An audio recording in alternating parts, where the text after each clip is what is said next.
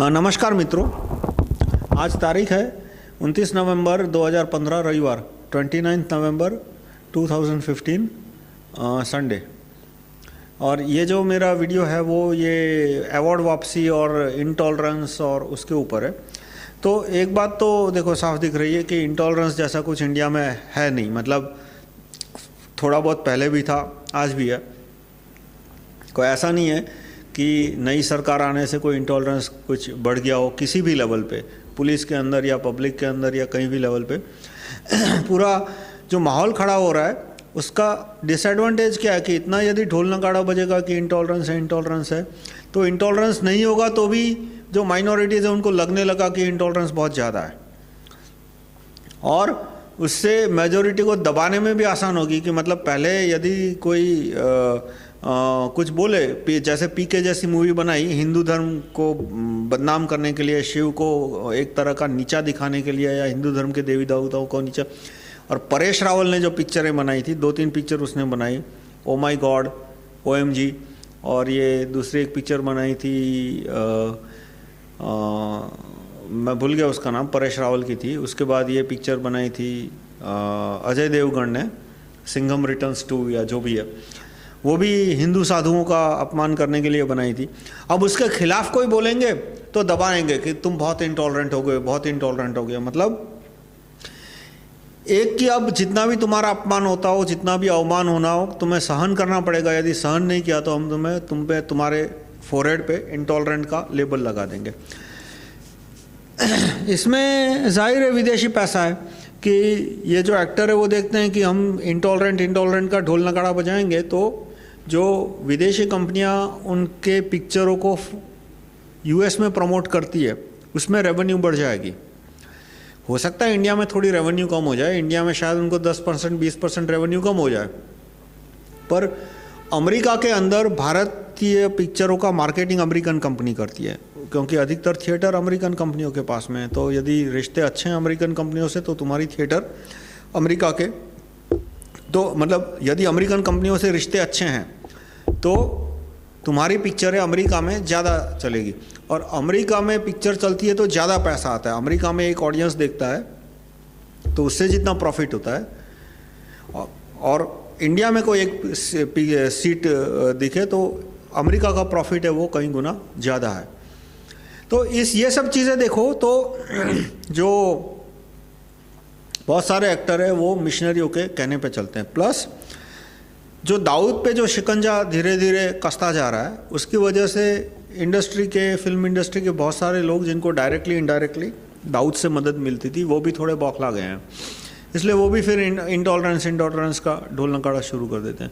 Intolerance शब्द से पहले यदि किसी ने शब्द बोला हो इंडिया के कॉन्टेक्स्ट में तो वो ओबामा ने बोला था। ओबामा भारत में आए, उसके बाद वापस गए, उसके बाद उन्होंने कोई स्टेटमेंट इशू किया कि India should become more tolerant in religious issue, ऐसा कोई स्टेटमेंट था उनका। और उसके बाद धीरे धीरे ओबामा ने इंटॉलरेंट या टॉलरेंस वर्ड का क्या यूज़ किया, एक के बाद एक बढ़ता गया, और फिर दादरी में 2 लोग मर गए। उसके बाद उसका बड़े पैमाने पे बीजेपी में भी, जो दादरी में 2 लोग मरे, बीजेपी में भी उसका बड़े पैमाने पे प्रचार किया, क्योंकि बीजेपी को गोरक्षा के नाम पे बिहार में वोट बटोरने थे। तो बीजेपी ने भी उसका बड़ा पैमाने पे प्रचार किया, और जो पेड मीडिया थी उसने भी बड़े पैमाने पे प्रचार किया, और इस तरह से ये मुद्दा चढ़ता गया। अब इंटॉलरेंस जरा भी बढ़ा नहीं है, इंटॉलरेंस जैसा कुछ है नहीं, तो भी इतने ढोल नगाड़े बजाएंगे तो लोगों को, खास करके मुस्लिम्स है, क्रिश्चियंस है, उनको ऐसा लगने लगेगा कि इंटॉलरेंस बहुत बढ़ गया है। इसका सॉल्यूशन मैं क्या प्रपोज करूँगा कि मीडिया को ठीक किया जाए। तो मीडिया कैसे ठीक हो सकता है? तो मीडिया में जो FDI है वो ख़त्म करनी चाहिए। मीडिया को WIAC कंपनी डिक्लेयर कर दी चाहिए, wholly owned by Indians only. यानी जितने भी न्यूज़ प्रिंट है, जितने भी न्यूज़ चैनल है, जितने भी TV चैनल है, रेडियो का चैनल्स है, उसमें शेयर होल्डर है वो सिर्फ इंडियन सिटीज़न ही हो सकता है, या तो भारत का कोई सरकार हो सकती है, जिले की हो, राज्य की, एक ये। दूसरा, जो दूरदर्शन है उसको इम्प्रूव करना चाहिए। दूरदर्शन कैसे इम्प्रूव करना चाहिए का हो सकता है, तो कहा कि दूरदर्शन को 3-4 कंपनी में डिवाइड कर देना चाहिए। एक कंपनी भले प्राइम मिनिस्टर के अंडर में रहे, एक कंपनी 100% प्राइम मिनिस्टर के अंडर में होनी चाहिए, पर दूसरी जो कंपनी है उसका जो चेयरमैन है वो रिकॉलेबल बाय सिटीजन्स होना चाहिए। Right to recall Doordarshan chairman की जो मेरी प्रपोजल है उसके ऊपर, कि दूरदर्शन की एक कंपनी है जिसका चेयरमैन को सिटीजन रिकॉल कर सकते हैं, उस चैनल के जितने भी एम्प्लॉई है उसके ऊपर ज्यूरी सिस्टम होगी, मतलब ज्यूरी उनको नौकरी से निकाल सकती है, ऐसा लगे कि उसने पैसा लेके न्यूज़ डिस्ट्रीब्यूट किए हैं। और हर एक स्टेट में भी एक चैनल होनी चाहिए जो कि आधी चीफ मिनिस्टर के अंडर, यानी कि उसको स्लॉट में डिवाइड कर दो कि भाई सुबह 9 से 12 सीएम का स्लॉट रहेगा, 12 से 3 दूसरी कंपनी का, 3 से 6 फिर से सीएम का, 6 से 9 किसी और वो जो कंपनी है उसका चेयरमैन है वो recallable by the citizens of the state, voters of the state. तो इस तरह से हर एक स्टेट की भी एक चैनल होनी चाहिए। मतलब यदि प्राइवेट कंपनी चैनल खोलती है तो कोई प्रॉब्लम नहीं है, और स्टेट गवर्नमेंट चैनल खोलती है तो पता नहीं क्या प्रॉब्लम हो जाती है लोगों को। विदेशी कंपनी आके चैनल चलाते हैं तो उनको कोई प्रॉब्लम नहीं है, एफडीआई भी इनवाइट करते हैं। और भारत की राज्य सरकार को कोई चैनल खोलना हो अपना तो वो प्रॉब्लम बन जाता है उनके लिए। तो ये गलत है, हर एक स्टेट गवर्नमेंट के पास भी अपनी चैनल होनी चाहिए। और जो डिस्ट्रिक्ट है, मेयर है, डिस्ट्रिक्ट पंचायत का हेड है, उसके पास एक चैनल होनी चाहिए जिसका सैटेलाइट ट्रांसमिशन मुमकिन नहीं है, क्योंकि वरना तो 800 चैनल 600 चैनल हो जाएगी, पर उसको ग्राउंड केबल में इंक्लूड कर सकते हैं। यानी जिन जिन के घर ग्राउंड केबल आता है वहाँ पे वो चैनल दिखेगी, और उनके चैनल के कोई अच्छे प्रोग्राम होंगे तो फिर वो सैटेलाइट कंपनी है वो भी खरीद के उसको डिस्ट्रीब्यूट कर सकती है। तो दूरदर्शन इम्प्रूव होगा तो सच्चे न्यूज़ है वो तुरंत लोगों के से पहुँचना शुरू होंगे, और इससे फिर ये इंटॉलरेंस और ऐसे जो फर्जी बवाल लोग खड़े होते हैं वो जैसे ही खड़े होंगे तुरंत दबाने में उसको आसानी होगी। जहाँ तक इंटॉलरेंस का सवाल है तो है कि भाई इंडिया में यदि इंटॉलरेंस है तो कौन इंटॉलरेंट है, पहले मुझे बताओ तो सही कौन आदमी इंटॉलरेंट है, और कैसे कह सकते हो कि वो किस बेसिस पे कहते हो वो इंटॉलरेंट है। और दूसरा कि इंटॉलरेंट यदि इंडिया है तो दूसरे देशों से कंपेयर होना चाहिए, पाकिस्तान के साथ, बांग्लादेश के साथ, अमेरिका के साथ। तो हमारे यहाँ सिटीज़न है वो इंटॉलरेंट नहीं है, करप्शन है पुलिस में, कोर्ट में, उसकी वजह से क्राइम ज़्यादा है। क्राइम ज़्यादा है इसलिए एट्रोसिटी ज़्यादा है, जैसे दलितों को मंदिर में घुसने नहीं देते, तो उसमें उसका रीज़न ये नहीं है कि 90% हिंदू चाहते हैं कि दलित मंदिर में ना जाए। मैं तो कहूँगा 95% हिंदू इस तरह के छुआछूत में मानते ही नहीं है। कुछ टेम्पल के मालिक है जो अभी भी अपनी टंगड़ी ऊंची रखना चाहते हैं, तो वो क्यों अपनी टंगड़ी ऊंची रखने में सफल हो जाते हैं? क्योंकि जज उनसे पैसे लेके उनके सामने कोई एक्शन ही नहीं लेता। तो मैं कहूँगा दिखता है कि इंटॉलरेंस है। इंटॉलरेंस क्या कि भाई दलितों को मंदिर में नहीं जाने दिया, पर उसका कारण है करप्शन इन जुडिशरी। उसका कारण यह नहीं है कि अपर कास्ट के लोग इंटॉलरेंट है या तो हिंदू इंटॉलरेंट है, वो उन्होंने उनको मंदिर प्रवेश से अब कोई प्रॉब्लम नहीं है। तो इस तरह से एक एक इश्यू पे एनालाइज करना चाहिए कि पहले वो इंटॉलरेंस है या जो इफेक्ट आई वो करप्शन की वजह से है। जैसे दादरी में जो 2 लोग मरे तो जो भीड़ वहाँ पे गई थी, जिनको लगा कि भाई इन्होंने गाय का मीट काट के फ्रिज में रखा है, उन्होंने एफआईआर क्यों फाइल नहीं कराई? उन्होंने क्यों पुलिस में कंप्लेन नहीं दर्ज कराई? इसलिए क्योंकि या तो कोर्ट में उन्होंने कंप्लेन नहीं, क्योंकि उन्होंने पास्ट में बहुत बार पुलिस में एफआईआर दर्ज कराई थी, बहुत बार कोर्ट में भी धक्के खाए थे, लेकिन 99% केस में पुलिस वालों ने और जज ने पैसे लेके छोड़ दिया। इसलिए फिर एक टेंडेंसी बन गई है कि भाई क्राइम हुआ है, चलो आज का आज यहीं का यहीं इसका फैसला कर देते हैं, मॉब जस्टिस। तो मॉब जस्टिस की डिमांड क्यों बढ़ी? क्योंकि जज करप्ट है, पुलिस वाला करप्ट है। तो इंटॉलरेंस जो है वो आदमी की वजह से नहीं है, वो करप्शन की साइड इफेक्ट है। करप्शन की वजह से जो लोग हैं वो इम्पेशेंट हो रहे हैं, कानून खुद हाथ में लेना चाहते हैं, सज़ा खुद तय करना चाहते हैं, सज़ा खुद इम्प्लीमेंट करना चाहते हैं।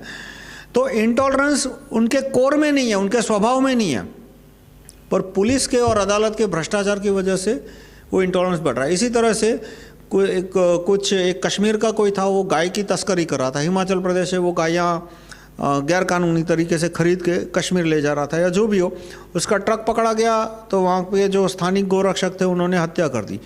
अब क्वेश्चन आता है कि पुलिस के पास क्यों नहीं गया, अदालत में क्यों नहीं? क्योंकि मैं बहुत सारे गोरक्षकों से मिलता हूँ मैं उनको पूछता हूँ कि इस तरह की मार पिटाई क्यों करते हो तुम, तो कहते हैं क्या करो, तो मेरे को पुलिस कोर्ट, मतलब मुझे भी पता है, मैं उनको दूसरे कॉन्टेक्स्ट में बताता हूँ कि पुलिस में जाओ, कोर्ट में जाओ।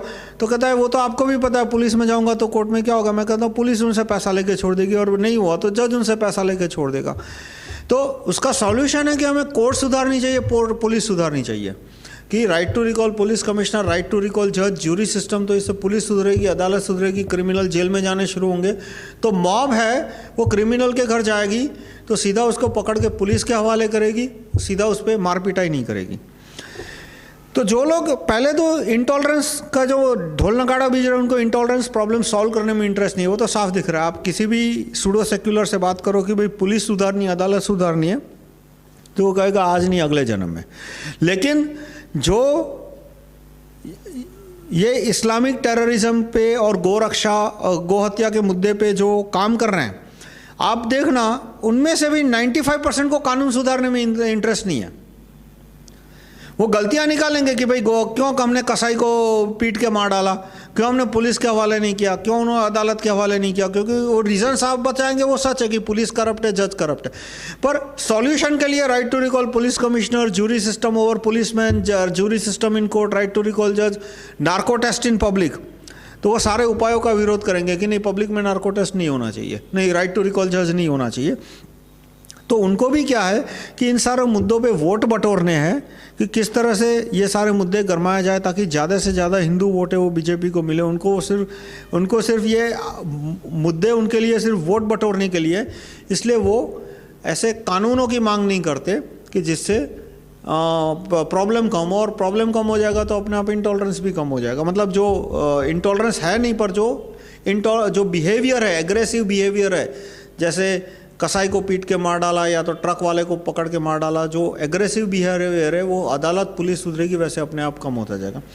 तो समराइज़ करूँगा कि ये जो इंटॉलरेंस का डिबेट है वो इंटॉलरेंस का भ्रम खड़ा कर देगी, भय खड़ा कर देगी, और इसको डिबेट को तोड़ने का तरीका है right to recall Doordarshan chairman. Social media पे सिर्फ ये कहे कि इंटॉलरेंस की बात करने वाले झूठे हैं, तो उससे कुछ नतीजा नहीं निकलेगा, क्योंकि वो झूठे हैं तो बताओ तुम्हारे पास क्या सच है।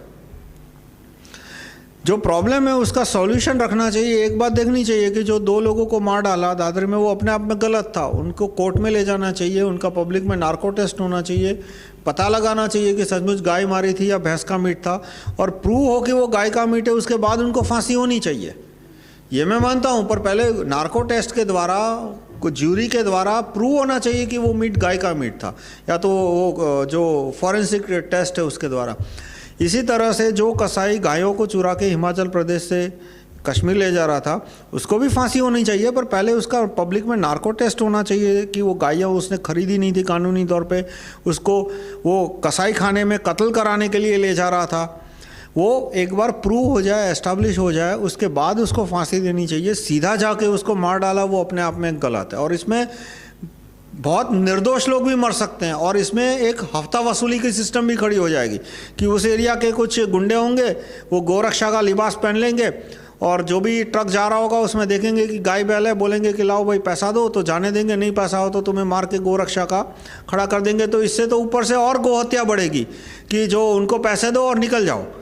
तो ये प्राइवेट वायलेंस है, वो कभी किसी प्रॉब्लम को 5% भी कम नहीं करती, और प्राइवेट वायलेंस होगी तो बदनामी तो होगी। प्राइवेट वायलेंस जहाँ भी होती है वह बदनामी होती है, फिर इंटॉलरेंस के नाम पे हो या गुंडागर्दी के नाम पे हो, जो भी हो। तो हमें ये सारे प्राइवेट वायलेंस कम कराने चाहिए, और हमें ये सारे कानून लाने चाहिए जिससे से ये क्राइम हैंडल हो सके। धन्यवाद।